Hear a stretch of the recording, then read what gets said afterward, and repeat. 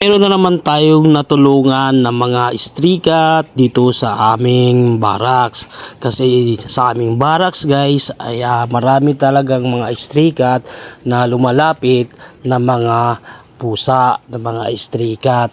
So pinapakain namin sila guys at binibigyan namin ng malinis naman ng pagkain. Marami naman din tubig dito, maraming pagkain na tira-tira namin o kaya hindi naman tira-tira, yung pa talagang pagkain na para sa kanila ng isda, manok, pinapakain namin yan sila guys kasi kawawa naman at sa atin lang naman silang umaasa sa pagkain nila. So itong mga stray cat dito guys talagang nag-aantay lang naman na papakainin sila, bibigyan sila ng atensyon, at least sa amin lang sila umasa. Kaya napapansin nyo guys kapag nakakuha na sila ng pagkain ay biglang umaalis kasi guys takot sila sa amin, takot sila sa mga tao dito kasi ang ginagawa minsan na binabato, pinapalayas kasi nga sabik sila sa pagkain gawa nung walang nagpapakain sa kanila. Kaya minsan nagnanakaw sila,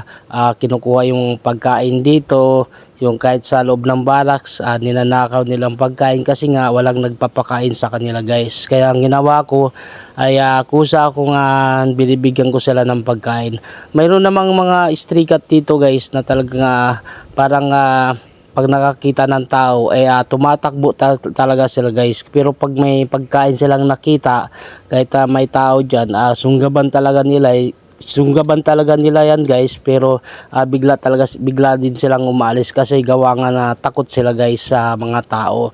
So ang nangyari dito guys ay pinagyan ko ng pagkain yung mga stray cat dito. Wala talaga nag-aalaga ng mga stray cat dito guys. Nanganganak sila guys, lumalaki yung mga pusa dito, haba dumadami din sila guys. So mayroon namang nakakulong dito guys na yung isa sa mga may-ari ay nasa ibang bansa o nasa probinsya, pinaalagaan sa amin guys at pinapakain ko din siya guys ng isda, at least kahit papaano hindi lagi dog food yung kinakain. So pinigyan ko siya ng isda din para dito kasi yan nakakulong sa kulungan guys kasi nga pinapaalagaan lang sa amin itong pusa. Hindi ito stray cat guys, pero baba itong pusa na to talaga pinapakain din namin. Pati yung mga stray cat naman guys pinapakain din namin ng cat food. So maraming salamat guys, sana maraming mag-share nito at marami pa tayong matulungan na tulad nila na kailangan ng kalinga at pagmamahal para sa kanila. Maraming salamat guys.